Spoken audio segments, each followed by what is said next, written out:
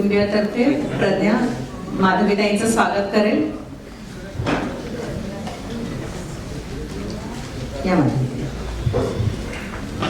अनेक प्रकारच्या साहित्य निर्मितीत व्यग्र असणाऱ्या ज्येष्ठ साहित्यिका माधवीताई कुंटे यांचा वेगळा परिचय करून देण्याची आवश्यकता नाही, कारण गेल्याच वर्षी त्यांच्या 100व्या पुस्तकाचं प्रकाशन झालं आणि मला वाटतं आपल्यापैकी अनेक जण त्या सोहळ्याचे साक्षीदार होते.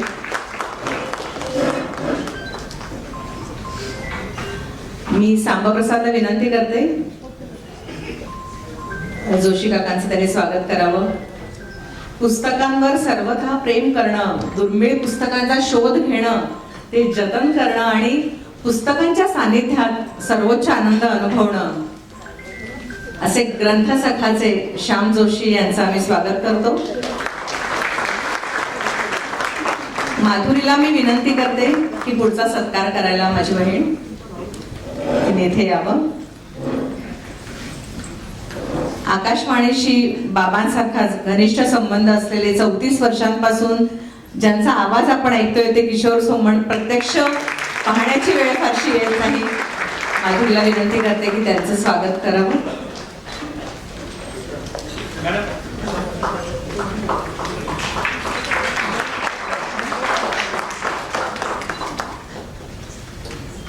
सारंग दर्शने मी स्वानंदला विनंती करते. स्वानंद वारंग. सारंग दर्शने 3 शतकाहून अधिक काळ पत्रकारिता आणि लेखन या क्षेत्रात उत्तम कारकीर्द असणारे महाराष्ट्र टाइम्स मध्ये आपण नेहमी ज्यांचं नाव वाचत असतो, सारंग दर्शने यांचं स्वागत.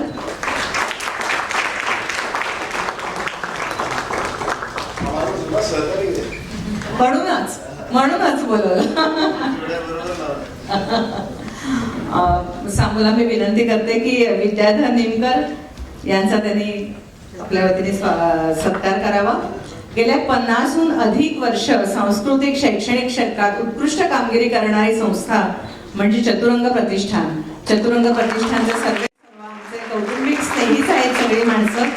निमकर काका देखील. जर मी घाई घेत पुढे पुढे जाते कारण आपल्याकडे वेळ कमी आहे. माधवीताईंचा जेव्हा त्यांनी लेखनाला, आता आपण खूप प्रतिथयश लेखिका म्हणून त्यांना ओळखतो, पण त्यांचा जेव्हा उमेदवारीचा काळ होता तेव्हा मार्गदर्शक म्हणून बाबांचा सहवास त्यांना कसा लाभला होता त्याबद्दल त्यांनी थोडक्यात आपलं मनोगत सादर करण्याची मी विनंती करते.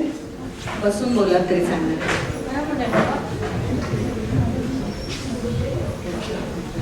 नमस्कार. आज लेखनात पावलं थोडी स्थिरावलेली आहेत, पण सुरुवातीच्या काळात मी थोडंसं इकडे तिकडे कुठे कथा, कुठे काही ललित लेख असं लहान मोठं छापून येत होतं. तेवढंच कर्तृत्व होतं.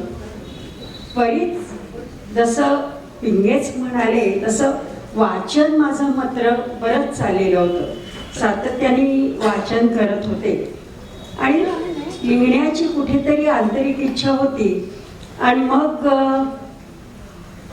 माझे पती मर्चंट नेव्ही मध्ये होते, तर त्यांच्या अनुभवांवर आधारित मी एक सैलसर वीण असलेली अशी कादंबरी लिहायचं ठरवलं, मी एक खलाशी म्हणून. आता हे लिहिल्यानंतर प्रकाशन तर त्याचं मोठ्या प्रमाणावर करायचं होतं आणि तेव्हा पार्यात मोठमोठे लेखक होते. पिंगे राहायला जवळच होते हे मला माहिती होतं. त्यांना जाता येताना मी बघत असे, पण धीर व्हायचा आणि एवढ्या मोठ्या माणसाशी आपण बोलणार कसं आणि कशी ओळख करून घेणार असा एक संकोच मनामध्ये असायचा. तर बहीण मला म्हणाली की पहिल्या पुस्तकाच्या प्रकाशनाला वपू काळे येणार होते, पण ती म्हणाली आपण पिंगेंना बोलवूच. आणि माझ्या मनात एक होतंच. तर मग धीर करून आम्ही पिंग्यांकडे गेलो आणि तिथे पहिल्यांदा त्यांच्या साधेपणाचा आणि मदत करण्याच्या वृत्तीचा तेव्हा मला पहिल्यांदा प्रत्यय आला. त्यांनी अगदी मनमोकळेपणाने सांगितलं की हो मी येईन, तू काळजी करू नकोस. आणि चांगला होईल कार्यक्रम. म्हणजे तिथपासून पहिल्यांदा सुरुवात झाली. मग त्यानंतर पुस्तकाचं प्रकाशन वगैरे झालं. त्याचं चांगलं लोकसत्तेमध्ये व्यवस्थित त्याचा आढावा घेतला जावा म्हणून त्यांनी वामनराव देशपांडेंना पिंग्यांनी बोलवलं आणि सांगितलं की ही बघ नवीन लेखिका आहे, चांगलं लिखाण करते आहे, तिला आपल्याला काहीतरी मदतीचा हात दिला पाहिजे, तर तू ह्याच्यावर लोकसत्तामध्ये लिही. आणि मग लोकसत्तामध्ये मोठं एक परीक्षण छापून आल्यावर थोडं बहुत तुमचा परिचय इकडे तिकडे लेखक म्हणून व्हायला लागतो. वर्तमानपत्राची प्रसिद्धी लागतेच की नाही, मला काही कुणाला सांगायचं नाही, का प्रकाशनं करायची नाही आणि फक्त माझ्या लेखनाच्या बळावर मी पुढे जाईल असा काही भाग नसतो त्यातला. तर हा जो नवोदित लेखकांना मदतीचा हात देण्याचा, त्यांना मार्गदर्शन करण्याचा जो भाग होता त्याच्यात पिंगे खरोखर अग्रेसर होते आणि मला त्याचा खूप अनुभव आला. म्हणजे मार्गदर्शक पिंगे, मदतीचा हात देणारे पिंगे म्हणूनच मी बोलते आहे या क्षणी. त्यानंतर मग कादंबरी प्रकाशित झाली, तिच्याबद्दल कोणी चांगलं कोणी वाईट लिहिलं, परीक्षणं बऱ्यापैकी आली, पण लोक काही काही बोलायचे. आणि मी नवीन होते ना तेव्हा तर असं जीवाला लागायचं, एवढा बनचुकेपणा तेव्हा आलेला नव्हता. हा, कोणी काय बोलायचं ते बोलत, तर वाईट वाटायचं मला. तर एकदा मी म्हणजे पिंग्यांकडे जाणं येणं होत असे. कमलताई पण मला बसवायच्या, चहा पाजायच्या, इडली हवी आहे का विचारायच्या. तर त्यांच्याकडे मला एक मोकळं वाटायचं, घर आपलं वाटायचं.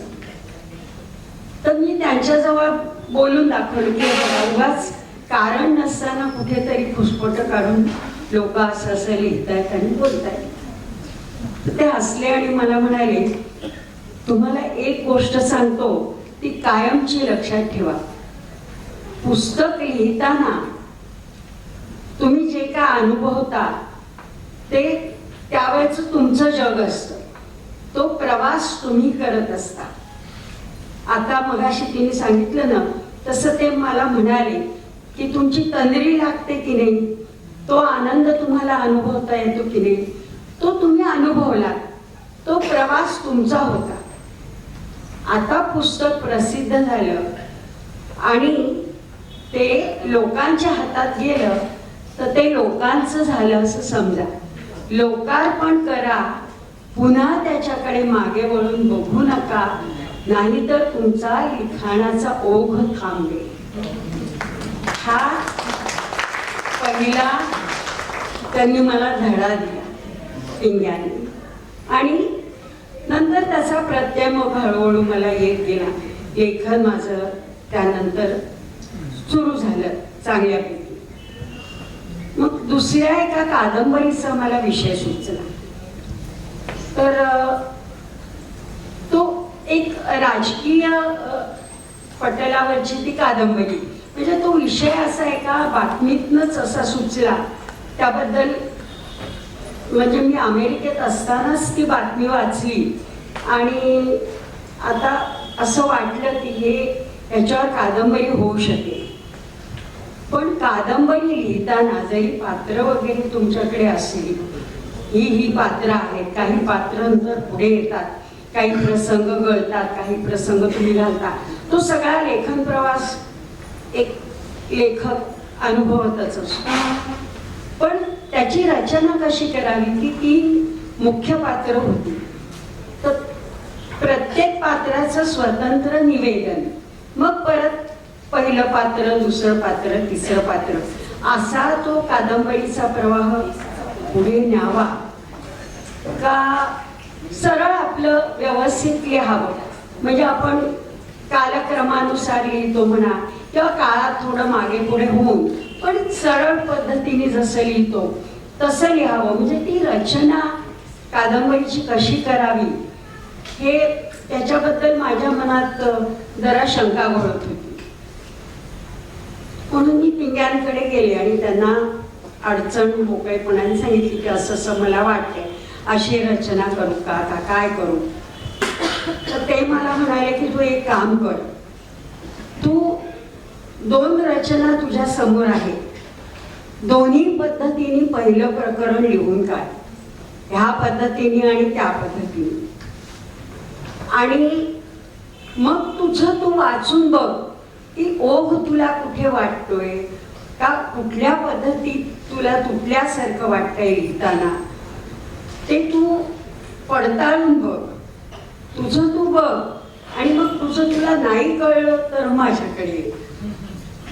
मग मी अर्थात त्याप्रमाणे लिहिलं, दोन्ही प्रकारे लिहून पाहिलं आणि माझ्या लक्षात आलं की प्रत्येक व्यक्तीचं वेगळं वेगळं लिहिताना ते तुटक होतंय, कथानक नीट जात नाहीये, त्याला ओघ येत नाही, प्रवाह येत नाही. मग मी म्हणजे त्यांनी स्वतःहून मला सल्ले नाही दिले, मला सांगितलं तू करून बघ. मार्गदर्शकाचा हा सर्वात मोठा गुण असतो की करायला लावायचं समोरच्या माणसाला, तो बरोबर रस्त्याने जातोय की नाही हे बघायचं. आणि मग अर्थात माझी ती कादंबरी झाली, व्यवस्थित झाली, मार्गस्थ झाली आणि बरे वाईट तिच्यावरती काही चांगले आले, काही वर्तमानपत्रांनी त्याच्याबद्दल चांगलं लिहिलं, काहींनी त्याच्यात फुसफटं काढली, पण ते एक लेखक अपरिहार्यपणे आपल्या आयुष्यामध्ये स्वीकारत असतो, त्याप्रमाणे मी स्वीकारलं. तसं पिंगे स्वतःच म्हणत असत की माझ्या मर्यादांची मला जाणीव आहे, तशी माझ्या मर्यादांची जाणीवही मला आहे, होती तेव्हापासून होत आलेली आहे. त्यामुळे मग फारसा आपल्या मर्यादा आपण स्वीकारल्यावर मग फारसा त्रास त्याबाबत होत नाही. तर हे त्यांचं एक मोठं मला एक पाठबळ म्हणून आपण असं सतत मिळत नाही. मग नंतर कोकण मराठी साहित्य परिषदेची स्थापना झाली. मधुबाईंनी पुढाकार घेतला होता. मला म्हणाले की तू पार्याच्या शाखेचं काम तू सांभाळ. तर मग माझ्या घराच्या गच्चीवरच मी बऱ्याच लोकांची एक सभा बोलवली, पिंगे होतेच अर्थात. तर एक चर्चा सर्वत्र झाली त्यावेळेला. अगदी तेव्हा लेखक सगळे साधे असायचे, पिंगे सुद्धा अतिशय साधे होते. मी कोणी मोठा लेखक आहे आणि मी इथे कसा जाऊ वगैरे हे काही नव्हतं. माझ्या गच्चीवरती माधवराव गडकरी, पिंगे, रमेश मंत्री, वसंत सरवटे अशी त्यावेळी पार्यात असलेली सगळी थोर मंडळी जमा झाली आणि नारायण सुर्वे आले होते. आणि मग मी म्हटले इतके सगळे मोठे लोक आहेत, तर पिंग्यांना म्हटलं की पार्ल्याची जी शाखा आहे त्याचं काम तुम्ही स्वीकारा, तुम्ही व्हा त्याच्यात अध्यक्ष व्हा. ते म्हणाले नाही, हे अध्यक्षपद तूच स्वीकार, गोष्टी सांगेन युक्तीच्या चार या भूमिकेतून मी तुझ्या कार्यकारिणीवर आहे. एवढा मोठा माणूस, आपण त्या शाखेचं अध्यक्ष व्हायचं आणि ते कार्यकारिणीवर असणार असं मला थोडंसं, म्हणजे मी त्यांना आणखी आग्रह केला. मला लाज वाटायची की असं कसं, आपण कसं यांच्या पुढे अध्यक्ष व्हायचं. पण ते म्हणाले नाही, हे काम आहे आणि हे काम तू शिक, म्हणजे लेखनाबरोबर हे कामही करता आलं पाहिजे आपल्याला. साहित्य क्षेत्राशी निगडीत अशा अनेक संस्थांची नंतर मी बांधली गेले, त्यांची कामं केली, पण तो सुरुवातीचा अनुभव होता. आणि त्याप्रमाणे ते नेमाने प्रत्येक आमच्या मीटिंगला यायचे, काही सुचवायचे, काही लेखक आणायचे की नावं आणायचे की ह्यांना मी मिळवून देतो, तुम्ही यांचं भाषण करा. म्हणजे खरोखर पाठीमागे राहून गोष्टी सांगेन युक्तीच्या चार या भूमिकेतच ते वावरले. असं पाहिलं तर त्यांच्या आठवणी अनेक आहेत, सांगता येतील अशा. मार्गदर्शन पण त्यांनी जे केले किंवा काही गोष्टींना त्यांनी पाठबळ दिले, अशा बऱ्याच गोष्टी सांगता येतील. पण मला वेळ चित्रांनी 7 मिनिटाचा दिलेला आहे म्हणून, आणि तो पाळायचा आहे, त्यामुळे मी इथेच थांबते.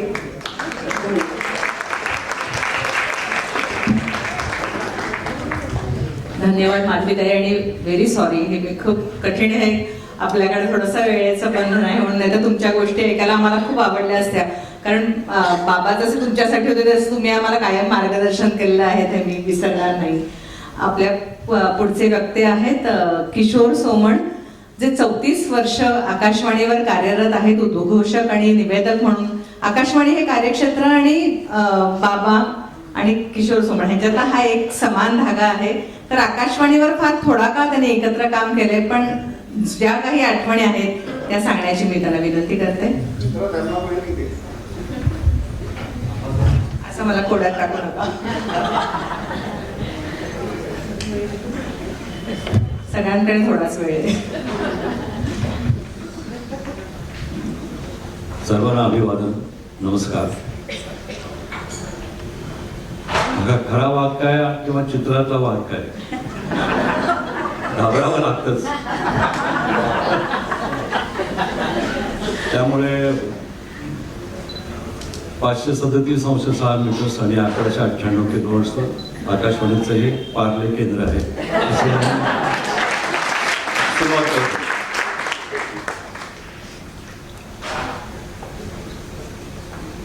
मी किशोर सोमण, रत्नागिरी केंद्राचा पहिला उद्घोषक. 77 साली 84ला जेव्हा माझी बदली झाली मुंबईला, तेव्हा ते मराठी भाषा विभागाचे प्रमुख होते पिंगे साहेब. 68 ते 72 मी पार्ला कॉलेजला होतो, आणि पार्ल्यामध्ये त्यावेळेला अधूनमधून सांस्कृतिक कार्यक्रमामध्ये पिंगे दिसायचे. पण तेव्हा आपल्याकडे काय अशी सिग्नेचर नव्हती की जाऊन त्यांना भेटावं. म्हणजे कॉलेजचा विद्यार्थी, पण मला त्यांचं ललित लेखन पहिल्यापासून आवडत आलेलं आहे. शब्दांवर नितांत प्रेम करणारा पिंग्यांसारखा माणूस मी दुसरा पाहिला नाही लेखक. त्यांच्या 2 न झालेल्या भेटी आधी सांगतो. 1919 साली वर्गीस कमिशन आलं होतं रत्नागिरीला केंद्राची पाहणी करायला. म्हणजे हे केंद्र स्वतंत्र करायचं का सांगलीसारखं सहक्षेपणासाठी ठेवायचं, यासाठी पु ल देशपांडे आणि रवींद्र पिंगे आलेले. रेस्ट हाऊसवर उतरले ते. माझा एक मित्र दिलीप टिकेकर, तोही वाचन वेळा. संध्याकाळी 6 वाजता आम्ही रेस्ट हाऊसवर गेलो आणि दार उघडले एका माणसाने. बहुधा ते शशी मेहता असावे. मी विचारलं त्यांना, म्हटलं पिंगे साहेब आहेत का? नाही म्हणजे ते भाट्याच्या खाडीवर गेले, त्यांना स्नेहल भटकरांची कुंडली शोधून काढायची. आम्ही चिवट, म्हणजे रेडिओत माणूस चिवटच लागतो, न्याया खऱ्यांना माहिती आहे. दुसऱ्या दिवशी संध्याकाळी पुन्हा गेलो, म्हटलं रवींद्र पिंगे आहेत? नाही म्हणजे ते रत्नागिरीतल्या कवी साहित्यिकांचे पत्ते शोधतात. म्हणजे लेखक म्हणून बारीक सारीक नोंदी करायची त्यांना सवय होती, जी त्यांच्या व्यक्तिचित्रातून पटवर्धन मॅडम सांगितलं आपल्याला. दुसरा दिवस ते तसा गेला. आणि मग 84 साली जेव्हा मी मुंबईत माझी बदली झाली, तेव्हा मराठी भाषा विभाग प्रमुख रवींद्र पिंगे अशी मी पाटी वाचली. त्यावेळेला आपली आवड असायची आमच्या इथे. आपली आवड की त्यावेळेला 84 साली श्रोत्यांची नावं वाचायची आणि मग गाणं लावायचं, अशी रुटीन पद्धतीने चालू होती. मी आल्यावर 1-2 महिन्यांनी, म्हणजे मी जानेवारीत जॉईन झालो, फेब्रुवारीच्या एंडला मी एक प्रयोग केला. मला असं वाटायचं काहीतरी वेगळं पाहिजे याच्यामध्ये. म्हणून मी गाण्याच्या आधी समजा त्याशी मी पाडगावकरांचं गाणं घेतलं होतं आणि त्याला पाडगावकरांबद्दल मी बोललो थोडंसं, आणि मग मी असं म्हटलं की पाडगावकरांचं गाण्यावर इतकं प्रेम आहे, ते म्हणतातच गाण्यात सर्व माझे इमान आहे, ज्याचे खरे न गाणे तो बेईमान आहे, झाडात पावसाच्या बेहोश आरतीला वाजे मृदंग तेथे माझाच प्राण आहे. आणि मग मी ते गाणं लावलं. 2-3 गाणी झाल्यावर शेवटच्या गाण्याला मी राहिले ओठातल्या ओठात माझे हे गाणं होतं. तर त्याच्या आधी मी असं म्हटलं की जीव घेणे सारखे बोलायची ती, जीव घेणे सारखे बोलायची ती, सुगंधी जखमा हळू पेरायची ती, मी कसे सांगू तुम्हाला अक्षरांनी, बद्ध ओठाने उखाणे घ्यायची ती. आणि मग मी ते गाणं लावलं. दुसऱ्या दिवशी मी ऑफिसला जाऊ गेलो 11 वाजता, तेव्हा मला निरोप होता, पिंगे साहेबांनी तुम्हाला बोलवलंय. त्याला स्टॉलवर होते सगळे, पुरुषोत्तम धार्वेकर होते, माधव कुलकर्णी होते, रवींद्र पिंगे होते, आणि त्यावेळेला साहेबांनी बोलवलंय. जरा धाक होता त्यावेळेला साहेब या नावाच्या प्राण्याचा. मी आपला गेलो, मला म्हटले काल आपल्यावर तुम्ही सादर केली त्याने रेडिओ बहुतेक ऐकला असावा. मी म्हटलं हो. कुठून आलात? म्हटलं रत्नागिरीवरून. रेडिओला मी नवीन नाही, मुंबई मला नवीन आहे. नाही छान झालं, चांगलं, मी ऐकलं का? हा, धीर शिकला माझा जरा. अगदीच वाघाच्या वेळेस जाऊन मांजर होऊन बाहेर यायचं तसं झालं नाही. आणि मग मी त्याला जसं सहवास वाढायला लागला, मी त्यांच्या भोवती फिरायचो. मला खूप अशी उत्सुकता असायची, हे 70-80 वर्षाची माणसं त्यांच्याकडे यायची लेखक, आणि मग ते बोलतात कसे मोठी माणसं, काय त्यांच्या गप्पा होतात. म्हणजे एकदा पाडगावकर आणि वसंत बापट आले, ते जरा झालं रेकॉर्डिंग झालं आणि बाहेर पडले, आणि पाडगावकर म्हणाले अरे मंगेश चल आता इथे. पाडगावकर म्हणाले बापटाला की अरे चल आता वसंता, किती उशीर झाला, आपल्याला टॅक्सी तर मिळाली पाहिजे. वसंत बाबा म्हणजे काय, काही साक्षर लोकांना ते अभिप्राय द्यायला बोलवतात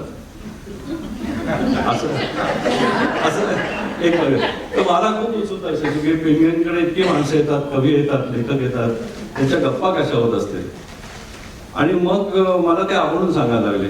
जेव्हा त्यांना कळलं मी वधी कुलकर्ण्यांचा विद्यार्थी पाला कॉलेजला, मी कस्टम इन्स्पेक्टरची नोकरी सोडून त्यांच्यासारखाच आकाशवाणीत आलो शब्दप्रेमासाठी, तेव्हा ते जरा मला जवळ ठेवायला लागले. आणि मग मला सांगायचं उद्या आत्माराम मेंढे येणार आहेत, परवा तेंडुलकर येणार आहेत, ये तू त्यावेळेला. मग मी ड्युटी ऍडजस्ट करून जायचो. एकदा मला म्हणले की ॲटन चेकॉव नावाचा एक रशियन लेखक आहे, आणि तो असं म्हणतो की वरवर पाहू नकोस, तळापर्यंत जा, आणि तिथे जर सापडेल त्याबद्दल शासन करा. वरवर पाहू नकोस, तळापर्यंत जा, आणि तिथे जे सापडेल त्याच्याबद्दल शासन करा. आणि मी जेव्हा आज असा विचार करतो, आकाशवाणीला 100 वर्ष होत आहेत 2 वर्षांनी, की आकाशवाणीने किती मोठी माणसं दिली.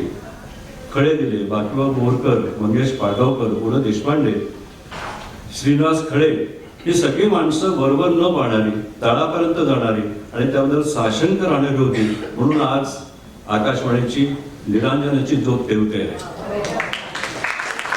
शक्य नव्हतं. मग मी एकदा त्यांना म्हटलं की तुम्ही रत्नागिरीला तेव्हा भेटला नाही, तर तुम्ही काहीतरी स्नेहल भाटकरांची कुंडली शोधायला भाट्यामध्ये गेलात. त्यांनी मला त्यावेळेला सॉक्रेटिसची गोष्ट सांगितली. सॉक्रेटिसला त्याच्या अनेक गोष्टी सांगायला लोक यायचे. मग सॉक्रेटिस म्हणायचा ठीक आहे ऐकतो मी, पण तू जे सांगणार आहेस मला ते खरं आहे का? मग आधी माणसं कळायची, कारण ते खरं नसायचं. ऐकलं असं वाटतं, मला जाणवतं वगैरे. मग दुसरा प्रश्न ते विचारतो बोललेल्या माणसाला, तू जे सांगणार आहेस त्याच्याबद्दल तुझ्याकडे पुरावा आहे का? त्यात अर्धी माणसं कळायची. आणि मग शेवटी सॉक्रेटिस असं म्हणायचा की तू जे मला सांगणार आहेस त्यामुळे तुझा काही फायदा होणार आहे का माझा फायदा होणार आहे का? पिंगेने त्यातला निष्कर्ष तुम्हाला सांगितला तो फार मोलाचा आहे.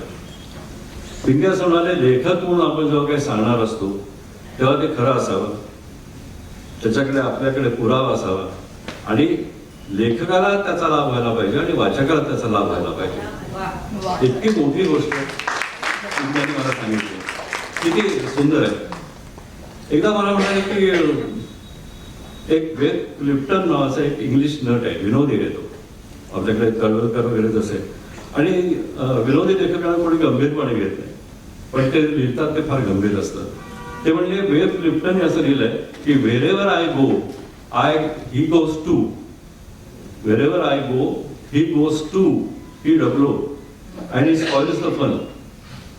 मी म्हटलं मला काही कळलं नाही. ते म्हणजे असं आहे, आपल्याबरोबर एक चिंता करणारा, दुःख वाहणारा, काळजी करणारा असा कोणतरी बरोबर असतो सतत आतमध्ये, आणि तो आपण जिथे जिथे जातो तो आपल्या बरोबर येतो आणि मग त्या सगळ्या गोष्टींची मजा घालवून टाकतो. मला त्याने उदाहरण दिलं, नवरा बायको समजा नाटकाला गेले तर 10 मिनिटांनी नवरा विचारतो बायकोला, अगं तू गॅस ठेवलंसच गॅसवर, बंद केलंच नाही येताना. किंवा बायको विचारले, अहो तुम्ही कुलूप लावलं तर नीट, नंतर उडून बघितलं का, he spoils the fun. Wherever I go he goes too and he spoils the fun. हा जीवन सिद्धांत आहे पिंगे साहेब तुम्ही सांगितलं. पुरणच्या अनेक आठवणी वेळाचं तुम्ही सांगतोय, बरोबर आहे, बरोबर आहे. घाईला सुद्धा वेळ लागतो असं म्हणतात. असो, एकच मुद्दा सांगतो आणि थांबतो मी, म्हणून तर मी लिहून आणलंय. या मॅजेस्टिक प्रकाशनने इथे म्हणजे पिंगे कसे मिश्किल होते, आमची ओळख त्यांच्या घरापर्यंत कधी गेले नाही, त्यामुळे त्याला मी माहिती नाही, त्याला आजच कळलो मी. या मॅजेस्टिक गप्पांमध्ये सुलोचनाबाईंची मी मुलाखत घेणार होतो, सुलोचना चव्हाण, लावणी सम्राज्ञी. आणि मला एकच शंका होती की सुलोचना कदम या नावाने त्यांनी 123 गाणी गायली का 121 गाणी गायली. म्हणून मी सुलोचनाबाईंना भेटायला आत गेलो. पिंगे साहेब तिथे होते, माझी बायको बरोबर होती. आता हे साहेब ना माझे, त्यामुळे मी ते विचारलं बाईला एका मिनिटात, आणि मी पिंग्यांकडे आलो. म्हटलं, पिंगे सिंग माझी बायको अनुराधा सोमण. हो का? म्हटलं की बँक ऑफ इंडियात काम करते. हो का? हो. मग दराव्यांनी तिच्याकडे पाहत म्हणाले की अरे गेल्या वेळेला तू परवा दुसऱ्याच बाईची ओळख करून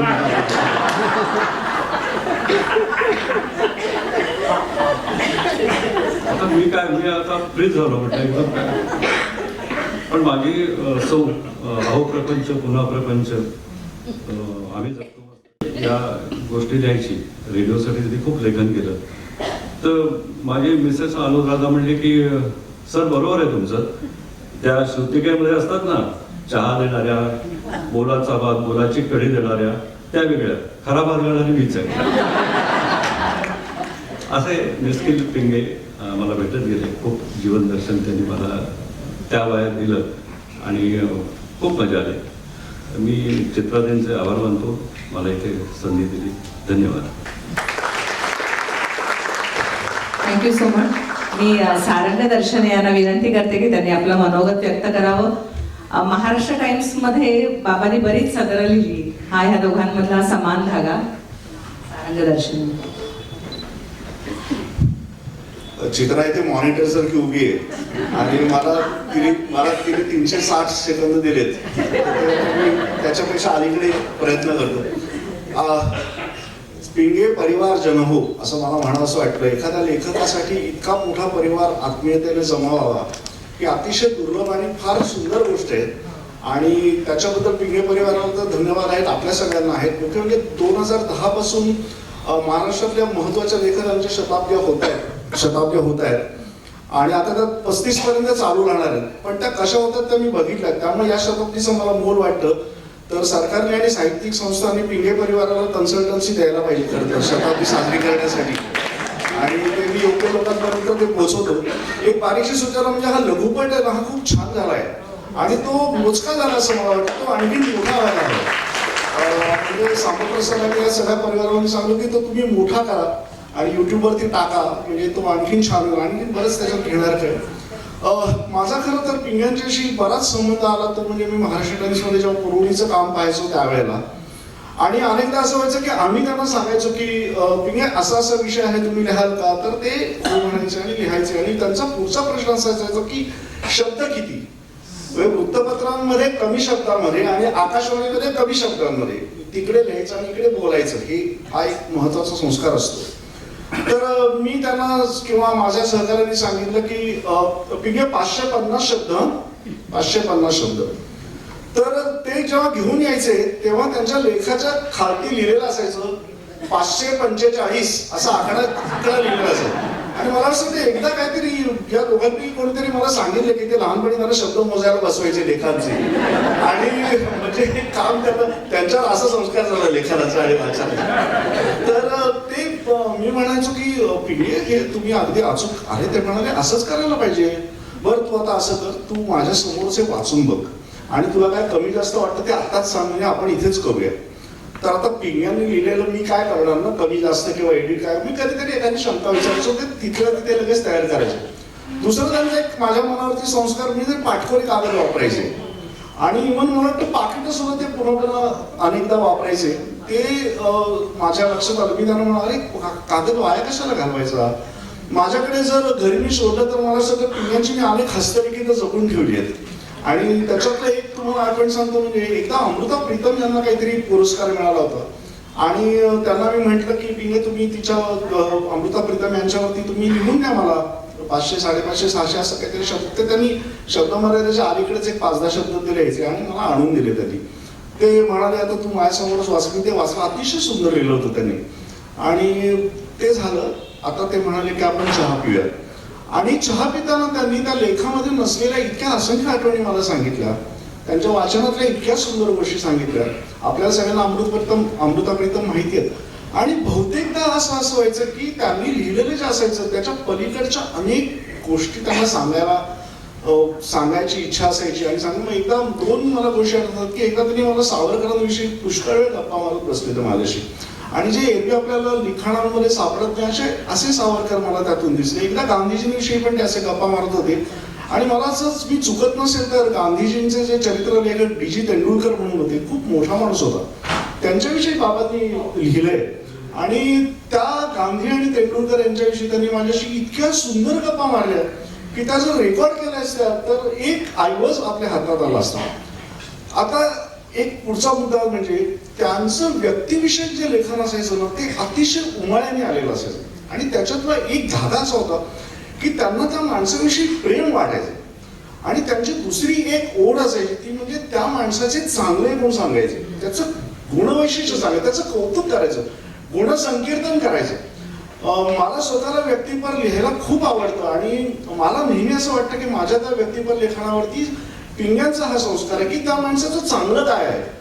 आणि एक शेवटचं फक्त सांगतो की त्यांना एक मांगल्याची ओढ होती.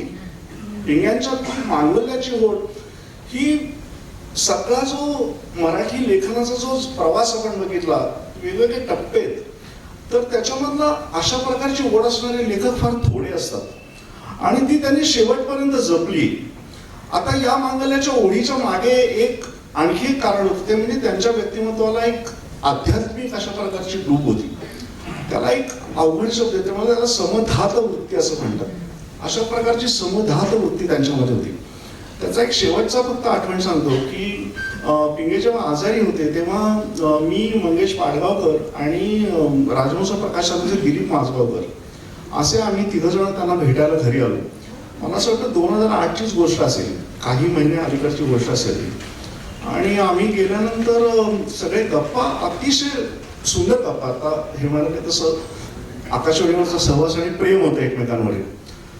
तेव्हा माझगावकर यांना असं विचारलं बाबांना की पिंगे आता लिहायचंय काय अजून खायला असं वाटतं, तुम्हाला अजून लिहायचं काय राहिलं असं वाटतं. तर त्यांनी 2-3 विषय सांगितले बरं का सांग त्यांना की दिलीप मला या 2-3 गोष्टी अजून लिहायच्या असं वाटतायत रे, हे विषय माझ्या डोक्यात घोळतायत. आणि आता तुम्ही लघुपटामध्ये जे दाखवलं त्यांची ती दैनंदिनीमध्ये त्यांनी एक नोंद लिहिली आहे. तर माझगावकर त्यांना म्हणाले की तुम्ही लिहा जरूर, आपण ते प्रकाशित करू.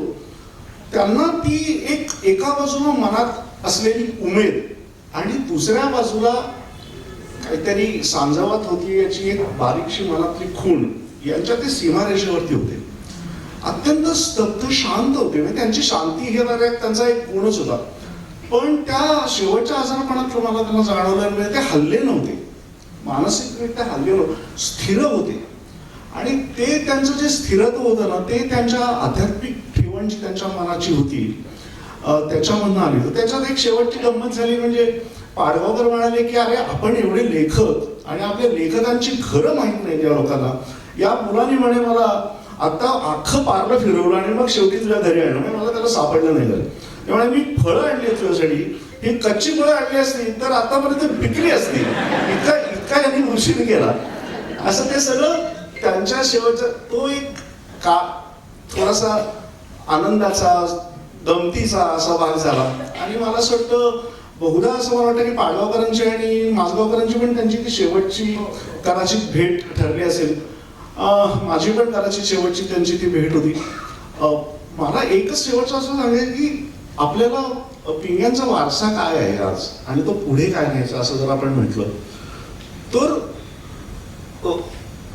समाजावरती, समाजातल्या माणसांवरती, चांगुलपणावरती, मांदल्यावरती प्रेम करायचं आणि ते लोकांसमोर ठेवायचं, लोकांना सांगायचं, पुन्हा पुन्हा सांगायचं. पिंग्यांचं शैली अत्यंत अल्पाक्षरी होती आणि चित्रदर्शी होती. ते छोट्या कमी शब्दांमध्ये अतिशय चांगला आशय लोकांसमोरती वाचकांना सांगू शकायचे. आज मला असं वाटतं की आपल्या सगळ्या समाज जीवनावरती अमंगलाचं खूप आक्रमण होते वेगवेगळ्या अंगांनी आणि अशा वेळेला पिंग्यांसारखा मांगल्याचा जागर करणारा लेखक आपण जपून ठेवणं, टिकवून ठेवणं हे फार महत्वाचं आहे. आणि हे काम पिंगे परिवाराने केलं या निमित्ताने, याबद्दल त्यांना द्यावे तेवढे धन्यवाद थोडे आहेत. हा कार्यक्रम तुम्ही मुंबईत केला, तसंच जर शक्य झालं तर इतर ठिकाणी करा, वारंवार करा. त्यासाठी तुम्हाला शुभेच्छा. मनापूर्वक धन्यवाद. यानंतर ग्रंथसखाचे श्याम जोशी काकांना मी विनंती करते. ग्रंथप्रेम हा बाबांच्यातला आणि जोशी काकांमधला दुवा आहे. अनेक लायब्ररीज त्यांनी स्थापन केल्यात बदलापूरमध्ये आणि बदलापूरच्या बाहेर. आणि ग्रंथांविषयीचा प्रेमाबद्दल माझ्यापेक्षा मला वाटतं ते जास्त चांगलं बोलते.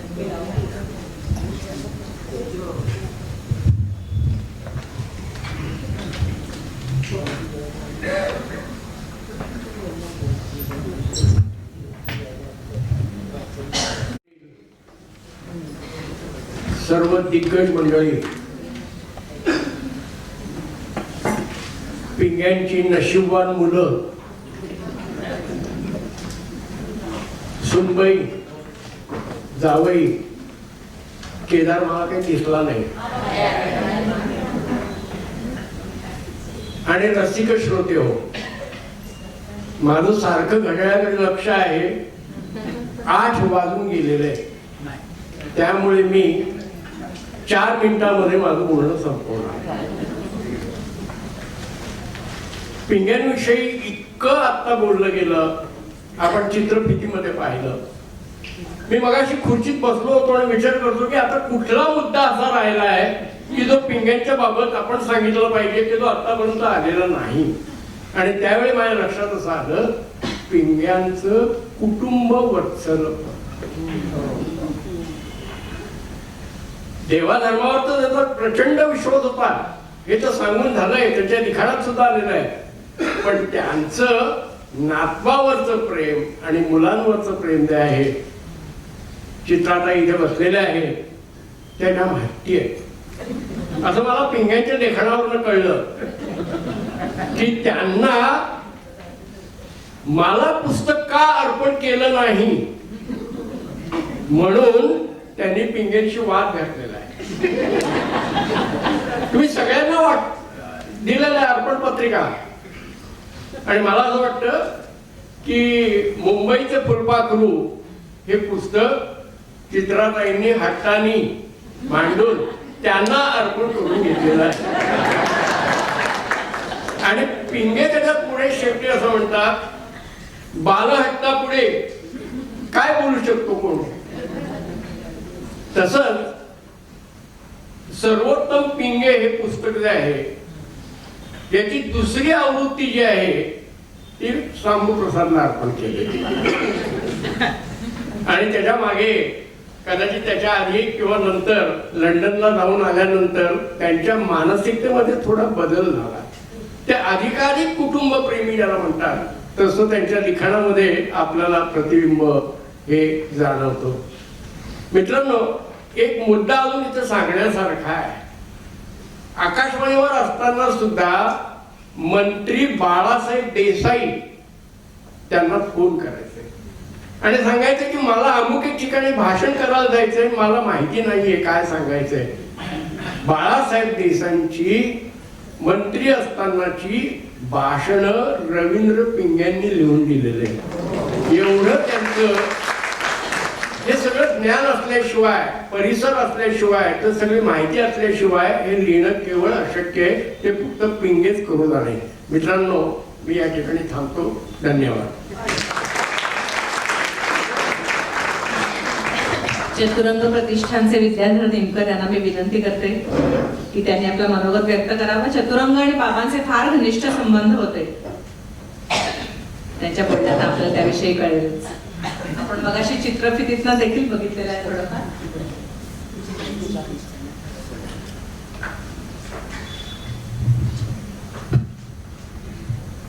बऱ्याच जणांनी बोलताना ज्या 10 मिनिटाचा उल्लेख केला त्याचा धसका मीही घेतलाय. पण पिंगे गोष्टी वेल्हाड होती आणि पिंगे प्रेमींनाही गोष्टी आवडतील. त्यामुळे कदाचित 10 मिनिटाची 9:30 झाली किंवा 10:30 झाली तरी सर्वांना चालतील असं वाटतं. आठवते, पण साधारण 1983च्या सुमारास शतपावली पुस्तक वाचण्यात आलं आणि त्यातलं कुमारांचं शांत तृप्त जग हा पहिलाच लेख जो प्रदीर्घ आहे. त्या पुस्तकातला सर्वाधिक भाग त्या लेखाने दाखला होता. कुमारांबद्दल प्रेम होतं म्हणून तो वाचला आणि वाचल्यानंतर पुन्हा वाचावासा वाटला की तो कसा मांडला. आणि 7-8 दिवसांनी मी वेड्यासारखा तिसऱ्यांदाही वाचला. मग माझ्या लक्षात आलं की ते प्रेमात पण नाही. त्याच्यानंतर मी काय असं पट्टीचा वाचक, भरपूर पुस्तकं आणून वाचणारा वगैरे असा नाही. पण त्याच्यानंतर मी मात्र ठरवून पुढच्या 1-1.5 वर्षात जास्तीत जास्त पुस्तकं पिंग्यांची गोळा केली आणि वाचायचा प्रयत्न केला. आणि अगदी प्रामाणिकपणे मी पूर्वी कधी उल्लेख केलाय पण आजही मी प्रामाणिकपणे करेन, पिंगे माझी प्रेयसी झाली होती. आपण रूढार्थाने जो प्रेयसी शब्द वापरतो तो सोडून देऊया, पण त्याच्या मागचा जो भावार्थ असतो तो लक्षात घेतला तर खरोखरच पिंग्यांचं लेखन हे वाचकाला प्रेमात पाडणारं होतं. मला दिलीप माजगावकरांचा एक शब्द छान आठवतो. ते आमच्या पुण्याच्या माझ्या भावाच्या लज्जत हॉटेलमध्ये बरेचदा चहा घ्यायला यायचे.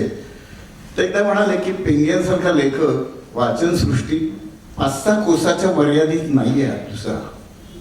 अशी काहीतरी वेगळीच शैली हा माणूस घेऊन आलेला आहे. आपल्याला ती उदाहरणं जे देतात, ज्या उपमा देतात, प्रतिमा वापरतात, त्या आपल्याला माहित नसतात असं नाही, त्या माहित असतात. पण त्यांना बरोबर मोक्यावर सुचतात. आपल्याला वाचल्यानंतर वाटतं किती परफेक्ट आहे. इतक्या चपकन उपमा, त्या माणसाच्या साठी लागणारा शब्द किंवा त्या घटनेचं, प्रसंगाचं नेमकं वर्णन हे चिमटीत पकडून पिंगे मांडायचे.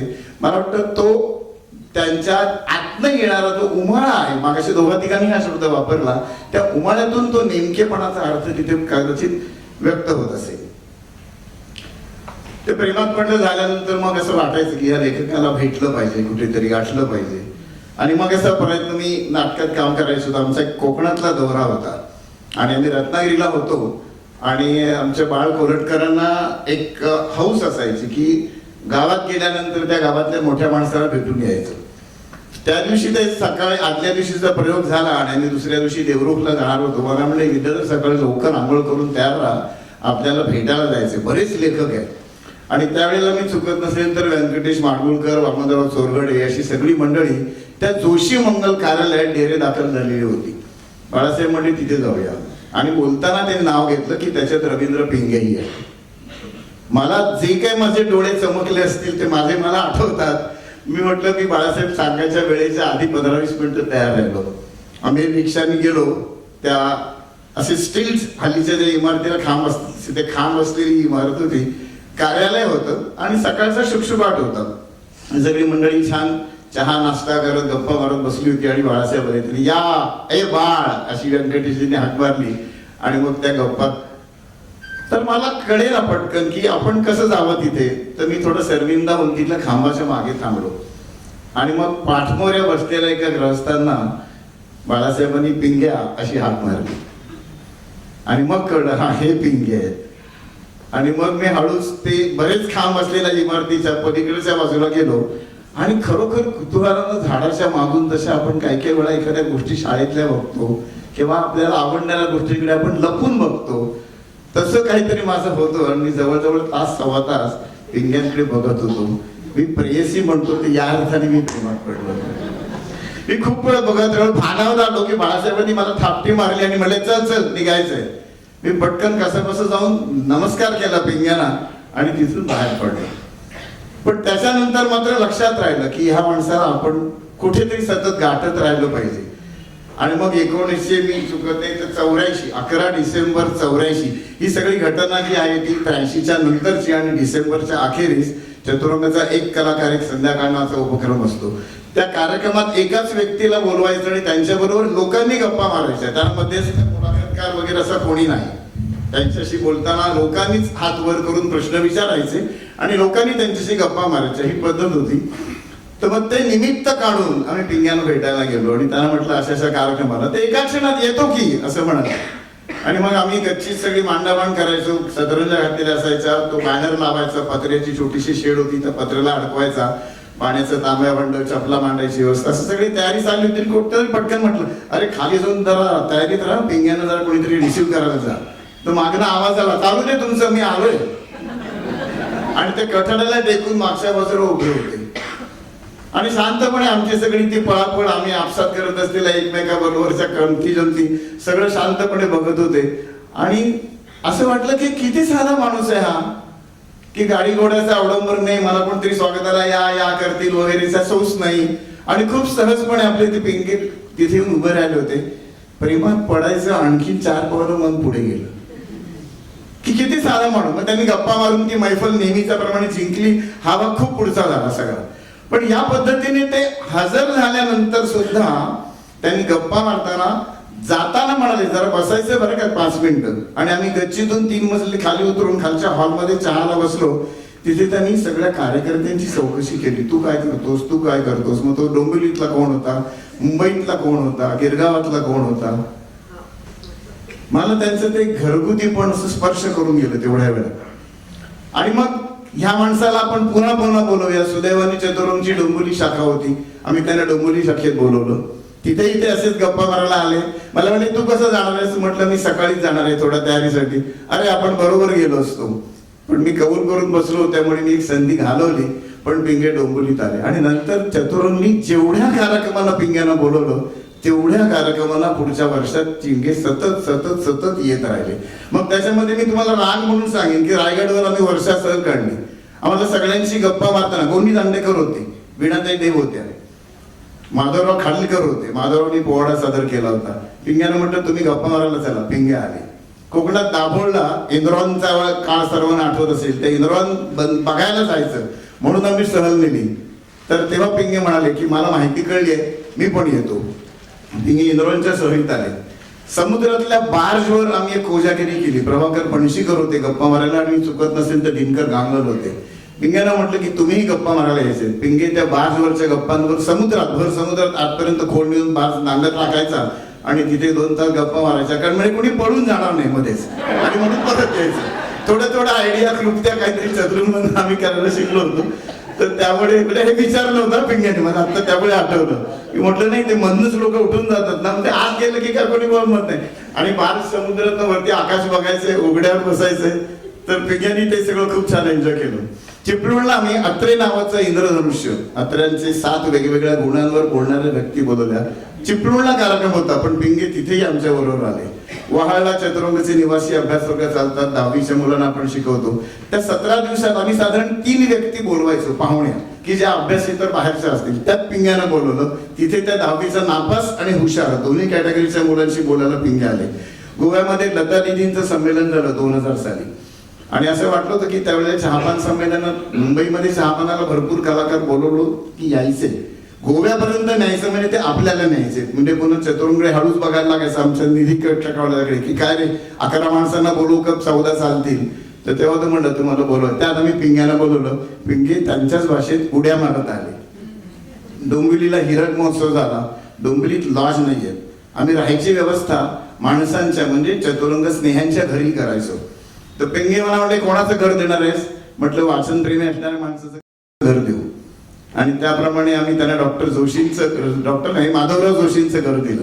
आणि माधवराव जोशींची त्यांची इतकी गट्टी जमली की नंतर एकमेकाच्या घरी लग्नाला वाढदिवसाला जाणं हे सुद्धा किती काळ तरी पुढे चालू होतं. हा बरोबर. म्हणजे हे पुढे टिकावं हा अपेक्षित भाग पिंग्यानी इतका व्रतासारखं छान पाळ. आणि ते कळवायचंय जाऊन आलं रे माधवरावांकडे असं त्यांचा फोन असायचा. तो रे फार सुंदर असायचा त्यांचा.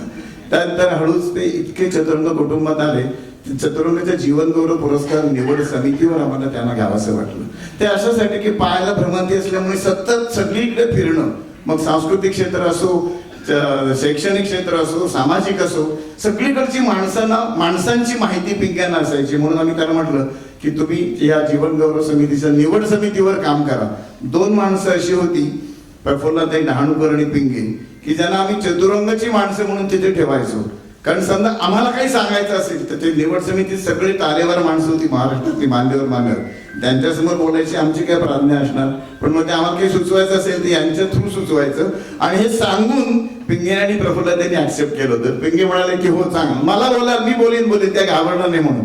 आणि मग पिंग्यांनी त्यावेळी चतुरंगाचं प्रतिनिधित्व जवळजवळ मी चुकत नसेल तर 15-17 वर्ष केलं होतं या निवड समितीतलं जीवन गौरव समितीतलं काम करणं. असं प्रत्येक पावलावर हातात हात घालून पिंगे चतुरंग होते. मगाशी म्हटलं तसं कार्यकर्त्यांचं व्यक्तिगत चाहते पण त्यांची जी आतून असणारी माणुसकीबद्दलची प्रेम. म्हणजे आमचा किरण जोगळे जर नोकरी करायचा तर तो म्हणायचा तो डोंबिवलीत राहतो, नोकरीला फोर्ट मध्ये येतो आणि तरी कसं काय रे काम करतो, त्याला कसं जमतं हे सगळं. मग त्याच्याबद्दल थोडी माहिती काढायची. त्यानंतर आमचं किरण म्हणून दुसरा सौभद्र म्हणून एक मुलगा होता सुभद्र. तर त्या सुभद्राला आम्ही म्हणायचो की तुला पिंगे खूप चौकशी करतो, तू त्यांच्यावर एकदा गप्पा मारायला बस. आणि खरोखर ते कधी माधव आश्रमात आम्ही साधारण कधीतरी काही काळाने कलाकारांना एकत्र बोलवायचं, त्याच्यात गप्पा मारायला पिंगे. ते म्हणायचे मला येणं सहज जमतं, माझा भाऊ राहतो रे गिरगावात, मी काय तिथे दुपारी येणार, मस्त जेवणार, झोप काढणार, तुम्ही यायच्या आधी मी हजर असणार गच्चीत. आणि मग त्याप्रमाणे पिंगे हे सगळ्या लोकांच्या बरोबर एकत्रित यायचे. त्यांना तो कुटुंबाचा धागा बांधलेला असायचा जो आता मी उल्लेख केला. तर तो उल्लेख मला तिथे लक्षात येतो की त्यांना अशी ती त्यातली एक खूप आवड होती. किती असावी तर माझं हे पिंग्यांवरचं प्रेम वाढत जात होतं. आणि आमचा खूप चांगला, मी दोस्ताना शब्द वापरणं योग्य नाही पण त्यांनी मला खूप जवळ घेतलं होतं एका अर्थाने. आणि मी धाडस करून त्यांना माझ्या मुलाच्या मुंजीला याल का विचारलं. ते म्हणले कुठे आहे मुंज. मी म्हटलं त्याच्या आजोबांसाठी, माझ्या आजोबांसाठी, त्याच्या पणजोबांसाठी कोकणात करणार आहे, गुहागर तालुका. म्हणजे चिपळूण पासून 52 किलोमीटर आतमध्ये आहे माझं गाव, अगदी खेड आहे. येतो संपलं पुढे. म्हणजे मला धक्का होता तो पटकन, कारण मी विद्याधर गोखल्याला बोलवलं होतं. त्यानंतर आणखीनही काही मंडळी होती, स्नेहल भाटकर आले होते. तर त्याच्याबरोबर पिंगे त्यावेळी 4 दिवसाचा मुक्काम घेऊन आणि आमच्या सगळ्यांच्या बरोबर बसमधनं आले. म्हणजे कुठं वेगळा अपेक्षित भाग नाही की माझ्यासाठी वेगळी मोटर असेल किंवा आणखीन काही असेल किंवा तिथे काहीतरी. आणि 4 चौघांसारखे चटईवर बस, अंथरुणावरती सगळ्या गप्पा सकाळीच मारत बस, सगळ्यांबरोबर फणस फोडले, आंबे काढायला घेतले, कापायला घेतले, त्यांच्यावर गप्पा मारायला बस, चोंडेमध्ये उघड्या. म्हणजे इतका तो माणूस. आणि इथे आल्यावर त्यांनी मुकुंद निमकर, माझे काका, बाळकुरडकरांचे पार्टनर, मुकुंद निमकरांच्या पडवीवर 4 दिवस पसरलेली सतरंजी आम्हाला खूप समाधान देऊन गेली वगैरे लेख पण त्यांनी लिहिला होता. तर हे त्यांचं कुटुंबात मिक्स होणं होतं. आणि लेखक असल्यामुळे जीवन गौरव समितीच्या निवड समितीत काम करत असताना निवड झाली की त्या व्यक्तीला भेटणं आणि त्या व्यक्तीवर मानपत्र लिहिणं अशी 2 महत्वाची कामं असायची. या दोन्ही कामांमध्ये पिंगेंनी कधीही आम्ही विचारलं आणि नाही म्हटले असं झालं नाही. मी चुकत नसेल तर मॅक्झिमम वेळा त्या व्यक्तीला भेटायला, कारण आम्हाला कोणीतरी मोठा माणूस बरोबर लागायचा. आणि मग तो नुसताच मोठा नाही, आम्हाला आमच्या घरातला कुटुंबातला माणूस. आम्हाला जे बोलायचं असायचं ते सगळं निर्भीडपणे, मोकळेपणे आणि अतिशय योग्य पद्धतीने हे सगळं पिंगे बोलत असत. आणि म्हणून आमच्या बरोबर पिंगे सगळ्या ठिकाणी आले. दुसरा भाग त्याहून जास्त महत्वाचा, आम्ही जेव्हा त्यांना मानपत्राचा विषय सांगितला की एक लेखकच आमच्याकडे समितीतला प्रमुख माणूस आहे, तर मग आम्ही दुसरा शोधू कशाला, हा ती जबाबदारी माझी, असं म्हणून पिंगे मानपत्र लिहायला सुरुवात केली. साधारण जवळजवळ 18 जीवन गौरव समितीच्या निवड समितीच्या बैठका त्यांनी अटेंड केल्या. त्यातल्या 13 ते 14 मानपत्र त्यांची आहे. आणि त्या मानपत्रांच्या संदर्भात ते नातं इतकं घरगुती होत गेलं होतं ना, की पिंगेचं मानधन किती द्यायचं हे विचारायची सुद्धा आम्हाला लाज किंवा भीती असं काहीतरी वाटायचं आणि आम्ही कधी विचारलं नाही. मग आमच्या डोक्यात कधीतरी असा काहीतरी विचार पुढे हळूहळू येत गेला की पिंग्यांचा सहस्रचंद्र दर्शन सोहळा, म्हणजे तो सोहळा असा नव्हता, त्यांच्या वयाची 81 वर्षाची पूर्तता एक खूप छान करावं होतं. आम्ही म्हटलं की पिंगे आमची इच्छा आहे, तुम्हाला धार्मिक आवडतं की नाही मी ते तुम्हाला विचारणार नाही, पण तुमचा सहस्रचंद्र दर्शन सोहळा चतुरंगला करायचा आहे आणि कुटुंब पद्धतीने करायचा आहे, तुम्ही म्हणाल त्याला आपण बोलवूया. मग अशी आपण त्या चित्रफितीत बघितलं तर तो त्या चित्राची मला आठवण झाली. त्याच्यामध्ये त्या सोहळ्याची दृश्य होती मागची थोडीशी, मुलाखत घेताना तिथे करुणादेवी मुलाखत घेत आहेत त्या मुलाखतीत. तर तो सोहळा चतुरंगने आखला आणि मग तिथे आम्ही असं मनात ठेवलं की पिंग्यांची जेवढी मानपत्र आहेत त्या सगळ्या मानपत्रांचं आपण एक पुस्तक काढूया आणि आपण एक पुस्तक काढून या लेखकाला घेऊया, त्यांच्याच लेखनाचं पुस्तक, पण त्याच्यात पुढाकार आपण घेऊया. हे आमचं जेव्हा कळलं तेव्हा कमलताई मला म्हणाल्या, अरे थांब थांब मी जरा आणखीन काहीतरी शोधते. आणि मग नंतर त्यांनी मला म्हणले 1-2 दिवसांनी ये, आणि असे काही सुरगळलेले काही खूप जुन्या घड्या केलेले असे बरेच कागद हातात दिले. त्यात जवळजवळ 15-20 मानपत्र होती. ते म्हणजे अनेक जण पिंग्यांना सांगतात मानपत्र लिहितात, काही वेळा माणसं घेऊन जायचं विसरतात किंवा काही वेळेला पिंग्यांकडचा खरडा जास्तीचा केलेला कच्चा असेल तो इथे राहतो. त्यातली ही काही मानपत्र आहेत आणि त्यांनी आमची लिहितानाची मानपत्र जरी 14-15 संख्या असली तरी 38 मानपत्रांचा संग्रह आम्हाला त्यावेळी छापता आला. 2 गमती आहेत त्याच्यातल्या. इतकं छान लिहिणारा माणूस आहे. मी त्यांना एकदा म्हटलं की आमच्या गावाला मला शिकवायला लहानपणी एक शिक्षक होते, त्याला आता शिकवण्याच्या कालखंडाला 60 वर्ष झाली आहेत, गावाकडेच असतात. मुलांनी वर्णन केलेल्या चितळे मास्तरांसारखेच आहेत, पायात तुटलेल्या चपला, आखूड धोतर, कोट टोपी वगैरे घालणार आहे. त्यांच्यावर मानपत्र लिहाल का पिंगे? पिंगे म्हणले मला माहिती दे. मी त्यांच्याबद्दल असे टिपणातले 8 मुद्दे मी आणि आमच्या 2-3 वाड्यातल्या मित्रांनी काही मुद्दे दिले, त्यांच्या हातात दिले. पिंग्यांनी दुसऱ्या दिवशी त्याचं मानपत्र लिहून पाठवलं. ती त्या संग्रहात छापलेलं आहे. कडी याच्यापेक्षा पलीकडे आहे. जेव्हा हा संग्रह हळूहळू सजत चालला, माजगावकरांची त्याच्यात मग लिखाण प्रस्तावना किंवा कोणी काढायचं वगैरे सगळ्या गोष्टी, तर मी पिंग्यांना प्रेम खूप वाढत चाललं होतं. म्हणजे प्रियकर प्रेयसीचं नातं खूप घट्ट झालं होतं. मी त्यांना म्हटलं की पिंगे, उपड्याहून आलेला तो पिंगे तुम्हाला आठवतो, तुम्ही बरेचदा त्याचा उल्लेख तुमच्या पुस्तकात करता. आणि आजचा प्रतिथयश पिंगे जरी तो खूप मोठा असला तरी म्हणताना तो म्हणतो दुसऱ्या रांगेतला पहिला पाठ माझा आहे.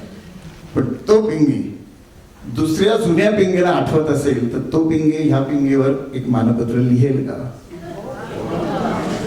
हा आमचा बालहट्ट होता, मूर्खपणा होता. पिंगे मला पटकन बघितल्यानंतर म्हणाले की विद्याधर चांगलं आहे रे, पण हे पोरकट नाही वाटणार. मी म्हटलं ज्याला वाटेल त्यांची अक्कल कमी आहे. पिंग्यांसारख्या एवढ्या सिद्धस्थ लेखकांनी असं दूरून बघणाऱ्या या प्रतिथयश पिंगेला त्याचा जीवन प्रवास बघितला सगळा, तर त्याला तो कसा दिसतोय? तो तुमच्या इतकं समर्थपणे दुसरं कोण लिहिणार? लिहितो म्हणा. आणि त्यांनी ते मानपत्र आण म्हणाले कागद.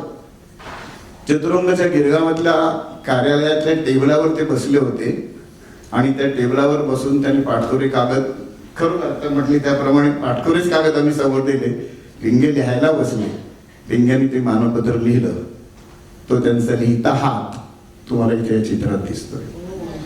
हा जो हात आहे ना, हा पिंग्यांचा हात आहे. आमच्या एका कार्यकर्त्यांनी सहज म्हणून गमती म्हणून का असेना फोटो काढला. पुढे त्यांनी कव्हर करताना त्या फोटोचा चांगला वापर करून घेतला. तर असं हे प्रियकर प्रेयसीचं नातं हळूहळू कळसापर्यंत पोहोचत गेलं होतं आणि त्याची असं मला वाटतं की ही परमावधी एका अर्थानं होती. आज पिंगे गेले ते खरं वाटत नाही आम्हाला. 2008 मध्ये त्यांचं निधन झालं. अगदी शेवटच्या आजाराच्या काळात मला आठवते ते फोनवर असं म्हणाले, येऊन जा रे, एवढंच वाक्य बोलले. एकदा येऊन भेटून जा रे. तो जो रे होता ना तो असं काहीतरी कापत गेला आणि त्यांचा आजार कळला होता, दुर्धर व्याधी होती. मी फार मित्रा माणूस आहे, त्यामुळे मला असं या पद्धतीच्या माणसाला भेटताना असं खूप कालवल्यासारखं होतं. मी घाबरून गेलो नाही. तर तो रे माझ्या काळजात खरंच आजपर्यंत तसाच आहे. काटा आणतो तो रे आठवण झाली की. पण आजही मी जेव्हा अनेकदा कोकणात जातो चतुरांच्या कामानिमित्ताने, जाताना माझ्या बरोबर 10 पैकी 7 ते 8 वेळा पिंग्यांचं पुस्तक असतं आणि पिंगे वाचत जातो. मला खूप मोठा दिलासा मिळतो, खूप मोठा दिलासा.